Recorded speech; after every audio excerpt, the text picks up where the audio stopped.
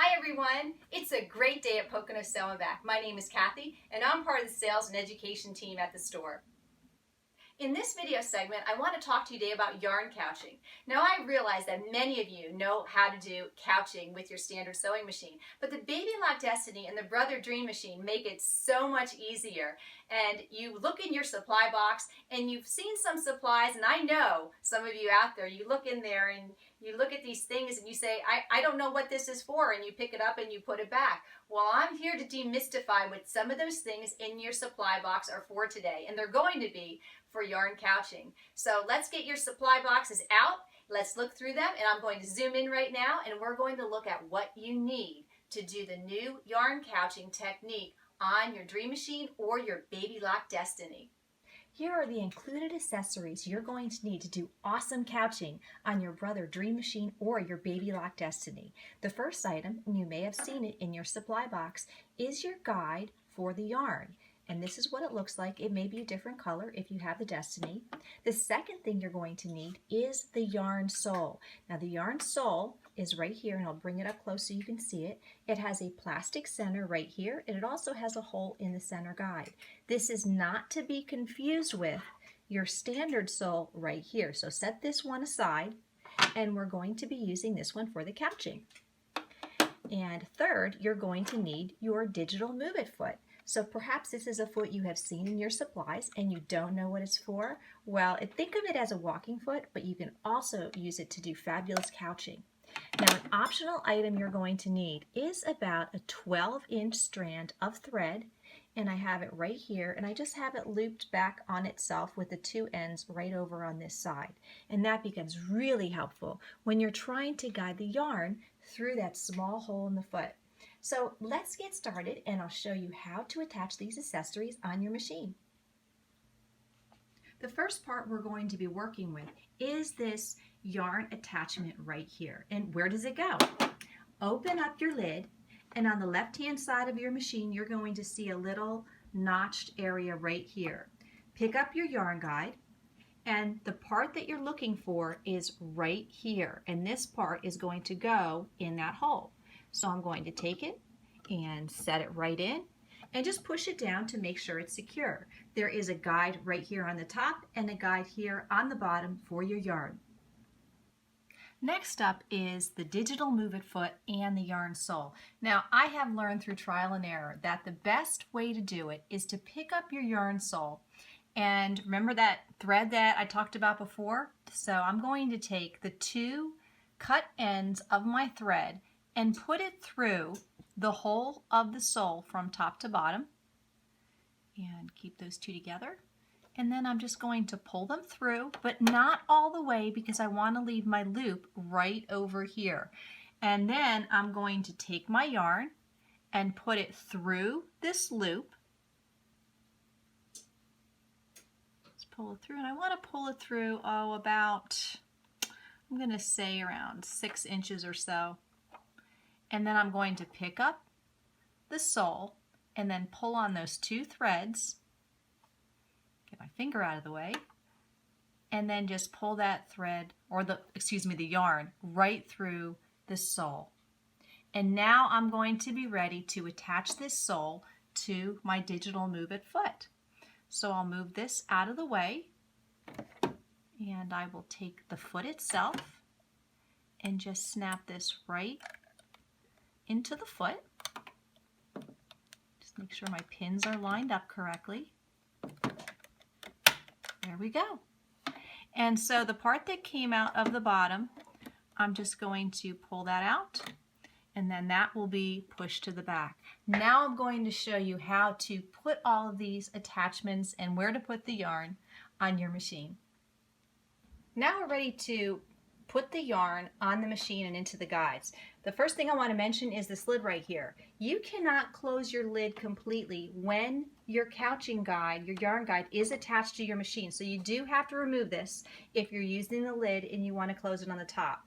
Now, some of you have taken the lid off and you use the platform in the back. You already have that attached for your extra threads. And if you have that, that's great. You know, by all means, use that. You would put your ball of yarn or your skein, just, you know, you want to angle it the right way, so that it's coming up through the guides. Now I don't have mine attached, so what I'm using, and I'll angle my camera up just a little bit, I'm using an external spool holder, and this is what I prefer to use, but everybody has their own choices in how they want to have this set up.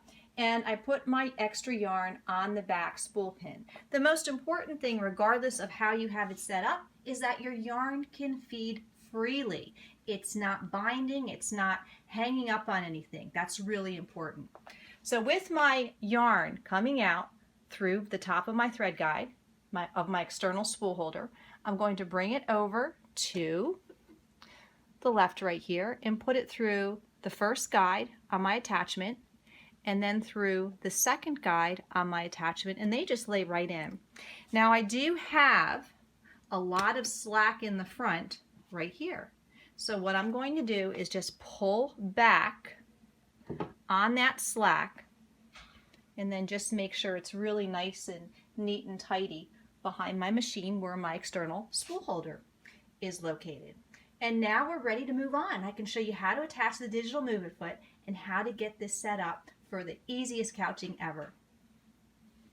We're going to have to remove the shank right here, and if you have the shank in your foot attached, just take the shank off along with the foot. I have my embroidery foot attached, so I'm just going to totally remove my embroidery foot. I'm going to unplug it from the back, and you will probably want to get out your multi-function screwdriver. This is very helpful. And I am just going to loosen this screw, and I need to loosen it enough so that I can just take off my foot. Slide that off. I'm going to set it in the back right now. And then I'm going to take my digital move-it foot. You have a little cutout notch right there, and that's what goes on that screw. I'm just going to move my yarn into the back of the foot and just put this right over the screw. I might have to loosen it a little bit and try to angle it for you so you can see. And then just tighten that screw. I like to do it by hand first. I think it's a little easier. And then what I'm just going to do is tighten it with the screwdriver. Always make sure you tighten it because you don't want these to become loose. That's not a good thing. You could break a needle or something like that, and we don't want to break any needles. All right, let me get from this side. And once you get that foot attached, make sure you plug it into the port on the back of your machine. You have this little cable right here, and plug that right into the port. And now we're ready to go. Again, I want to pull back the slack, and you should have about 4 inches coming out the back of the foot. So that yarn is going to go through that hole and just extend right out the back. I push it, or kind of pull it straight back, and that's how I like to have it set up. Some of you may want to use your yarn couching sole and your digital move-it foot to freehand designs on your fabric. And that's great if you're really creative, but some of us need a little extra help.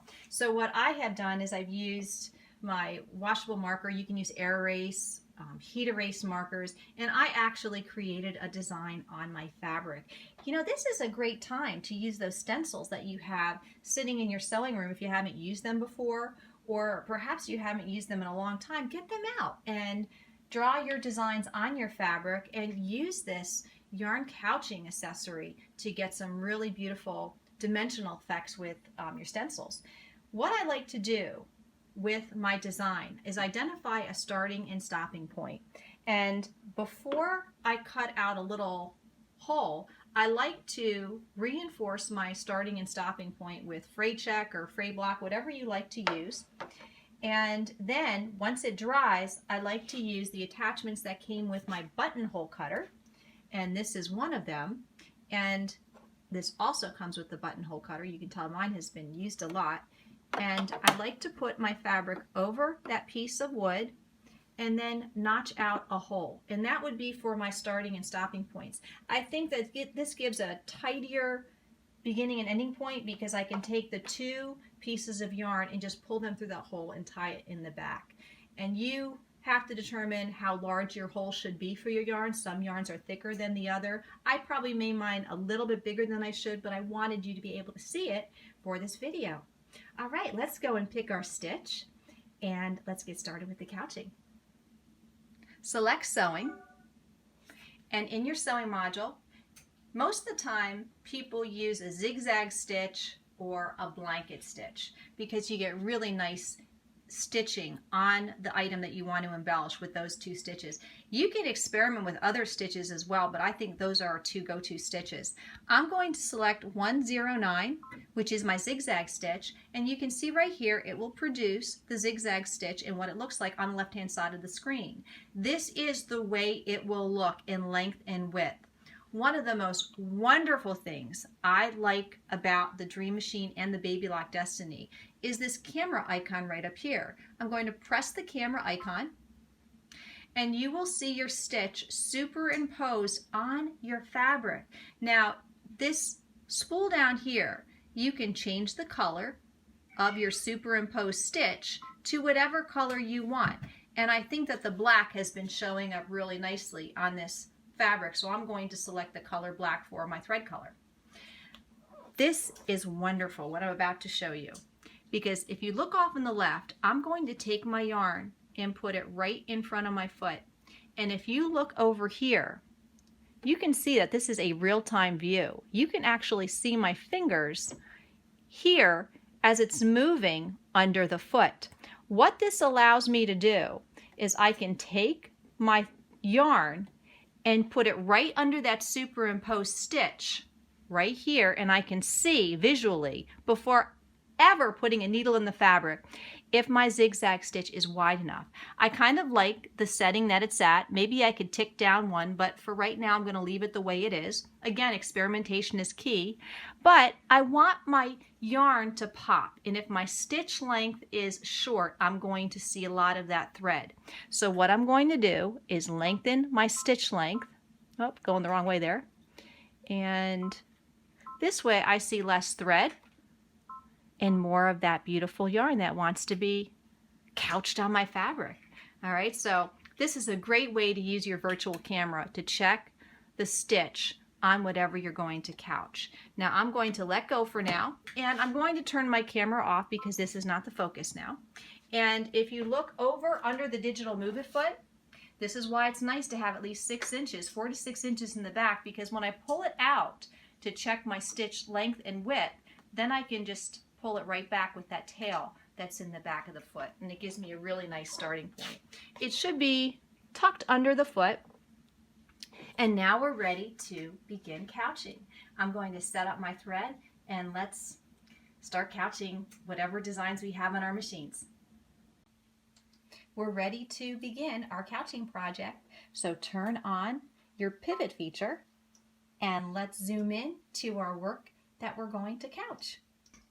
With my speed at the lowest setting, because I'd like to start off slow and I have a lot of curves here, I'm going to lower my presser foot at my starting point, and we are now ready to begin. So let's give this a try.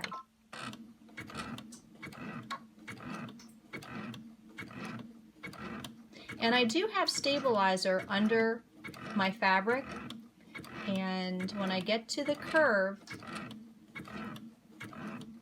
I'm just going to stop. It's going to raise that foot, and now I can continue a couple more stitches, and I'm going to turn it this way, and you just keep going around your flower. And the more you practice this, the better you get. I'm a little bit off on that pedal. It's kind of hard to film a video, talk, and work at the same time, but I'm going to do my best here. And let's see what it looks like when it's finished.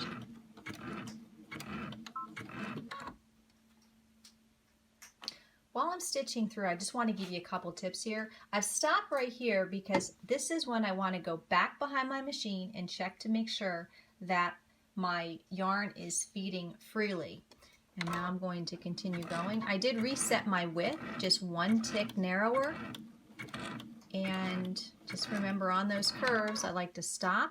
And I think the hardest part about this is remembering that you don't even have to look at your yarn. Pretend your yarn is not there. You are just trying to look at the needle, follow the pattern, and that really is it. There's no more of that holding that yarn in front of you, and it's hard to get used to that idea, because even with this foot, people still want to pull that yarn in front. So just keep going along until you are finished. And you could, I'm using my start stop button. You can use your foot pedal for this. All right, I'll see you back when I'm finished. All right, I'm at the end of my design, and I'm not going to use my cutter. I'm going to lift my presser foot and pull all my threads out. And then I'm just going to cut those threads. All right, I'm just going to use the cutter on the side. I'm not going to use the cutter down near the bobbin area with my cutter button. All right, so now right here, I'm going to take the excess here, and I'm going to bring it to the underside and tie it in a knot. Here is my finished product, and you can tell that I am the kind of person that definitely needs to be following a stencil, because my freehand drawing is not very good. But if you are good at freehand drawing, if you're good at free motion effects, if you have a stencil at home that you haven't used in a while, pull it out and start creating and embellishing on your fabric. Perhaps you have a child or a grandchild that has a drawing, and maybe you want to replicate that using your couching foot onto a piece of fabric. These are all ideas that you can utilize for your projects. As far as the stitches, if you have stitches on your screen that are grayed out, those you will not have access to because you are using your digital Move It foot. But you still have plenty of stitches from which to pick. So experiment with the stitches. Also, experiment with your stitch length and your stitch width, as well as the type of thread that you are using in your needle. You can use invisible thread. You can use metallic thread. All of these will add color and pop to your project.